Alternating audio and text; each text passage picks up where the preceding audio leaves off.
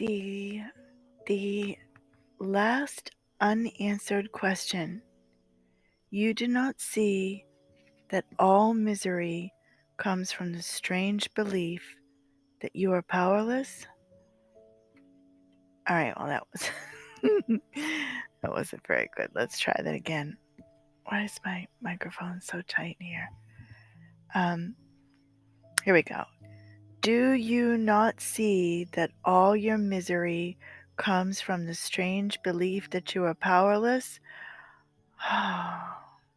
Think about one time in your life when you were miserable. I can. And yes, I felt completely and totally powerless. Ooh, being helpless is the cost of sin. Oh, yeah, we're reading section 7, chapter 21, the last unanswered question. Being helpless is the cost of sin. Helplessness is sin's condition, the one requirement that it demands to be believed. Only the helpless could believe it. Enormity has no appeal save to the little, and only those who first believe that they are little could see attraction there. Treachery to the Son of God is the defense of those who do not identify with him. Again, treachery to the Son of God is the defense of those who do not identify with him. So if I am not identified as the Son of God, I am ego identified and I fear the Son of God, which is love. The ego fears love because the experience of love is the end of the ego. And you are for or against him. Let's read that again. Treachery to the Son of God is the defense of those who do not identify with him, and you are for him or against him. Either you love him or attack him, protect his unity or see him shattered and slain by your attack. So there's a war here in the mind between ego identity and Christ identity. Christ is the truth. The Christ can never ever go away. The only experience that's impermanent is the ego. No one believes the Son of God is powerless, and those who see themselves as helpless must believe that they are not the Son of God. What can they be except his enemy? And what can they do but envy him his power, and by their envy make themselves afraid of it? These are the dark ones, silent and afraid, alone and not communicating, fearful the power of the Son of God will strike them dead, and raising up their helplessness against him. They join the army of the powerless to wage their war of vengeance, bitterness, and spite on him, to make him one with them. Because they do not know that they are one with him, they know not whom they hate. They are indeed a sorry army. Each one is likely to attack his brother or to turn upon himself, as to remember they thought they had a common cause. Frantic and loud and strong the dark ones seem to be, yet they know not their enemy, except they hate him. In hatred they have come together, but have not joined each other. For had they done so, hatred would be impossible. The army of the powerless must be disbanded in the presence of strength. So this is a very important thing to see when people get together to turn against, a bunch of miserable egos, see somebody carrying the light and want to bring them down. This happened to Jesus. It will happen to everybody who's awakening. There will be dark ones who want to pull you down. And he says that those people who get together and decide that you're a dirtball will eventually turn on each other. And had they really joined in anything other than hate, there could be no hate. Those who are strong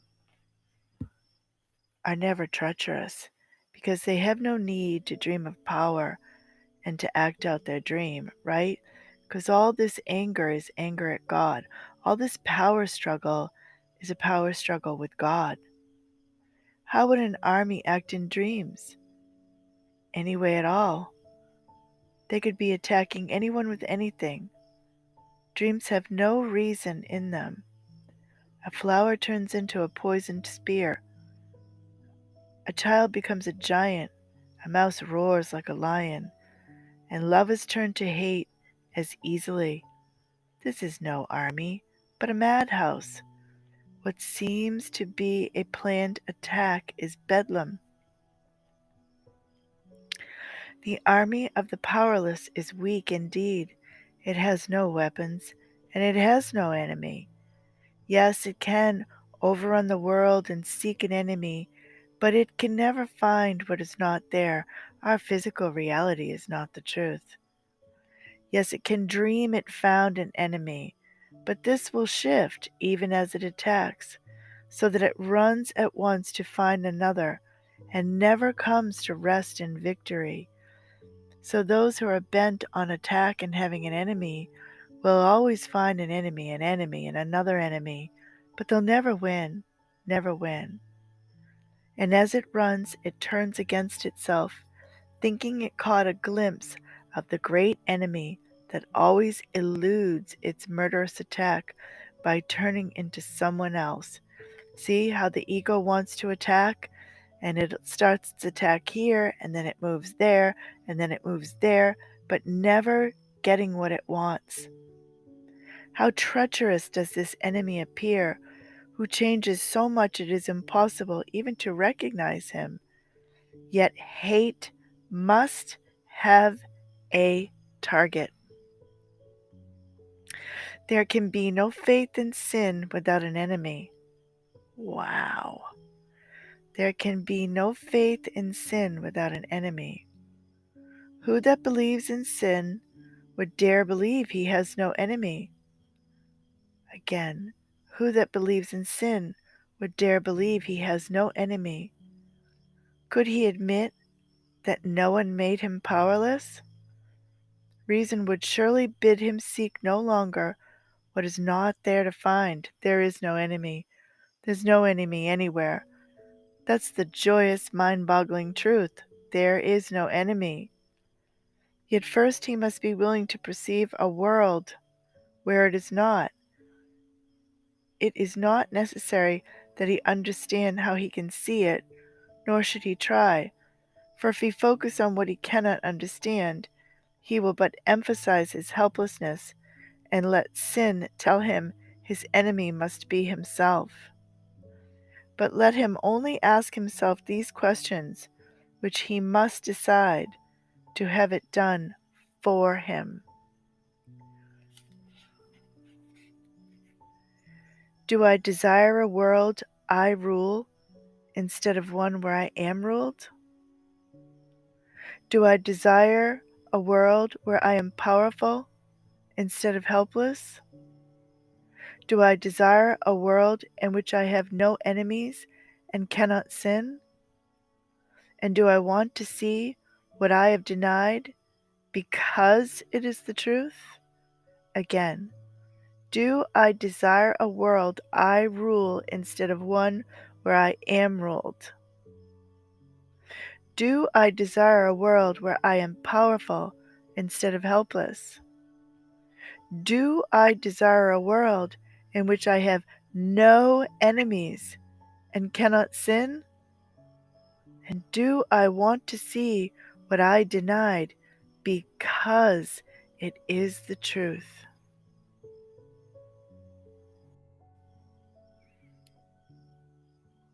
You have already answered the first three questions, but not the last yet.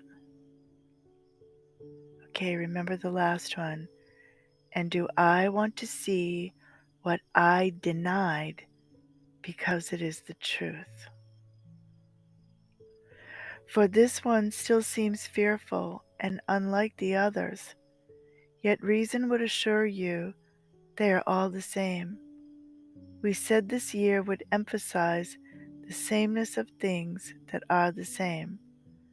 This final question, which is indeed the last one you need decide, still seems to hold a threat the rest have lost for you. And this imagined difference attests to your belief that truth may be the enemy you yet may find. Oh, so this enemy we've been looking and looking and looking for, we're afraid to find. Here then would seem to be the last remaining hope of finding sin and not accepting power. And that question again. And do I want to see what I denied because it is the truth? Yes, I want to see love. I want to know the kingdom of just love. Yes. Forget not that the choice of truth or sin, power or helplessness, is the choice of whether to attack or heal. For healing comes of power, and attack of helplessness. Whom you attack, you cannot want to heal, and whom you would have healed must be the one you chose to be protected from attack. Let's read that again.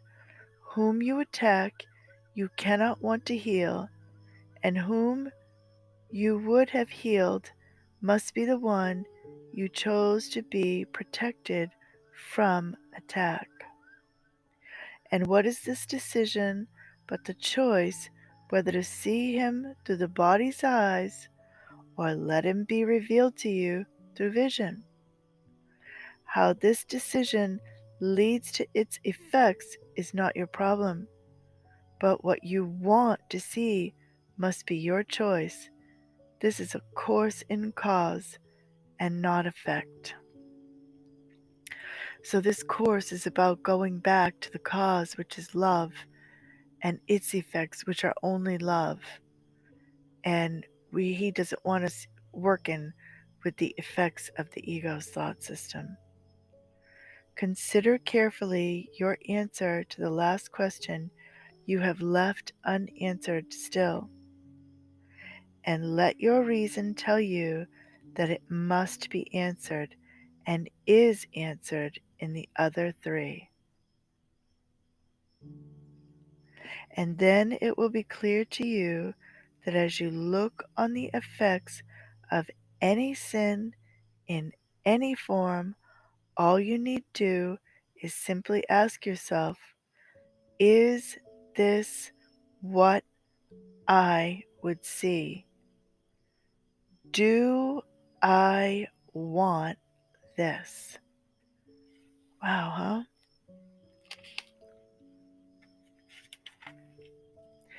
This is your one decision. This is the condition for what occurs. It is irrelevant to how it happens, but not to why. You have control of this, and if you choose to see a world without an enemy, in which you are not helpless, the means to see it will be given you.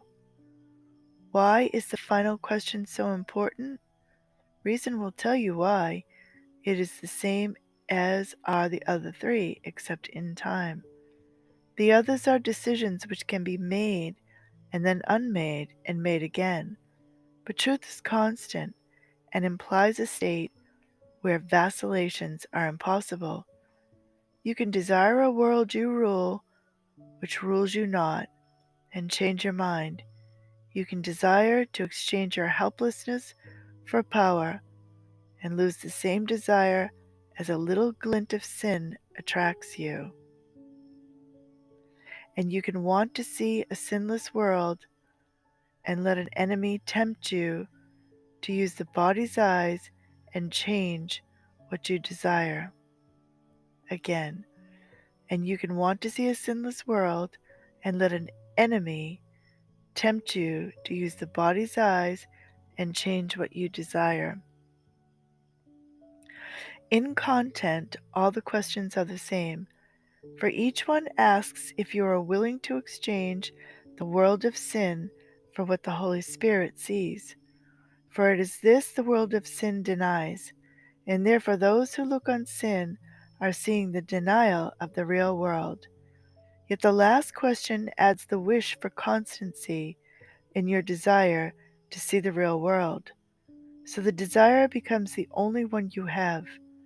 By answering the final question yes, you add sincerity to the decisions that you have already made regarding all the rest. For only then have you renounced the option to change your mind again.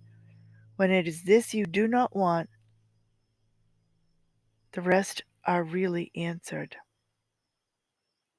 Yeah, I don't want to change my mind again. Why do you think you are unsure? The others have been answered.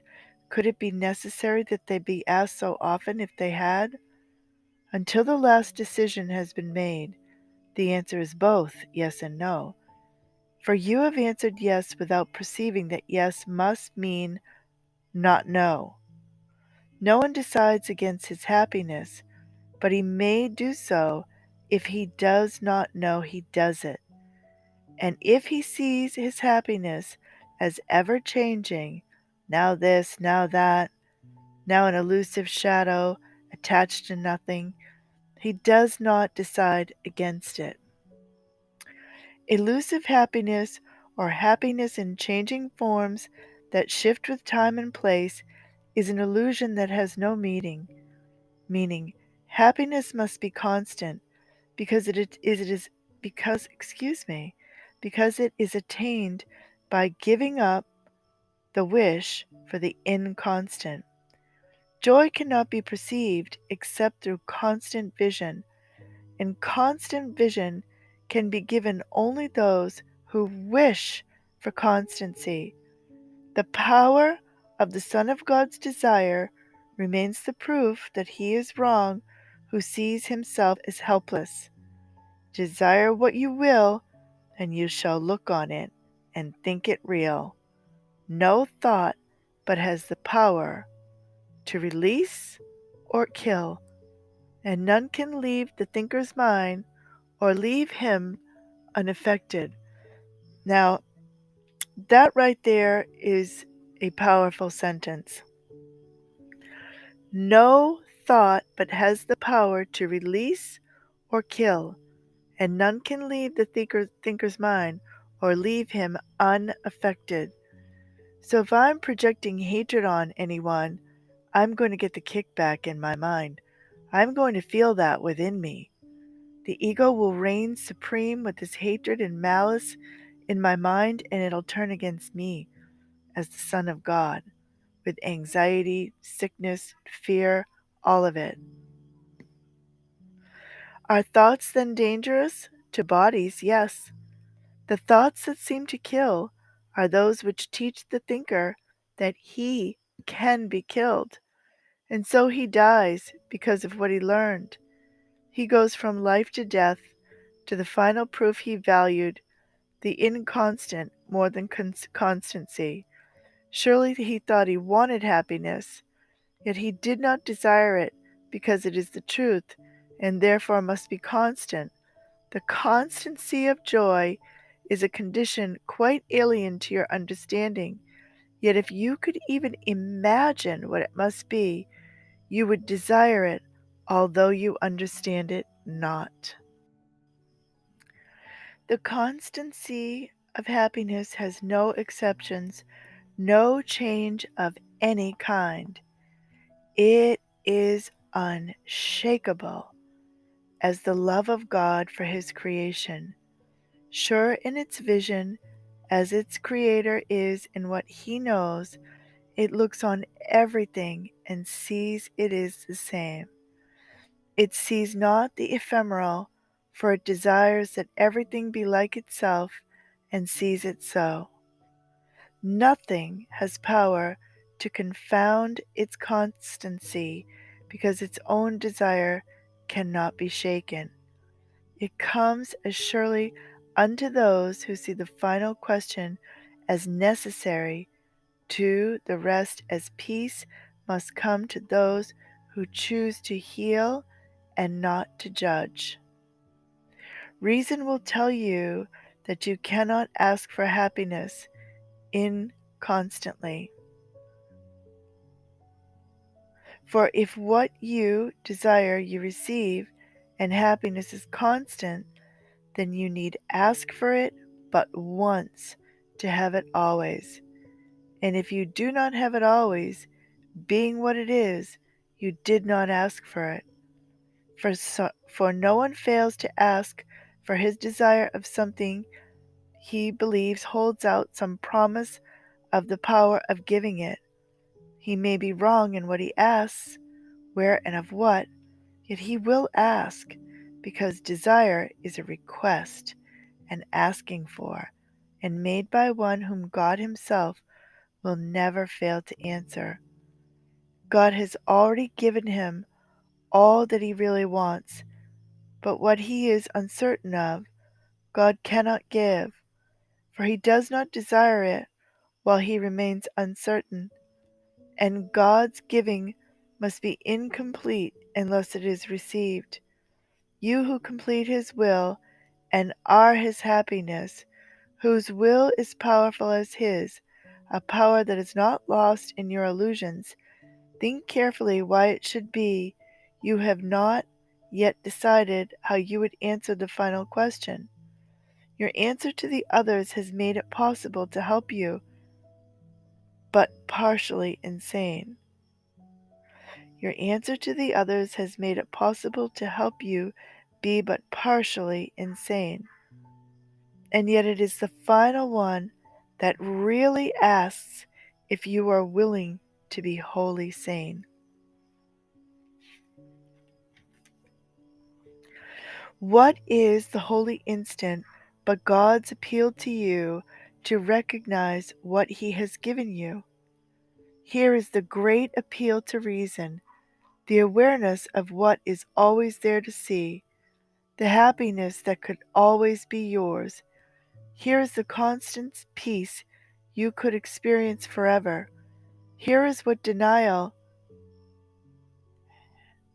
has denied, revealed to you. For here the final question is already answered, and what you asked for given. Here is the future now, for time is powerless, because of your desire for what will never change. For you have asked that nothing stand between the holiness of your relationship and your awareness of its holiness.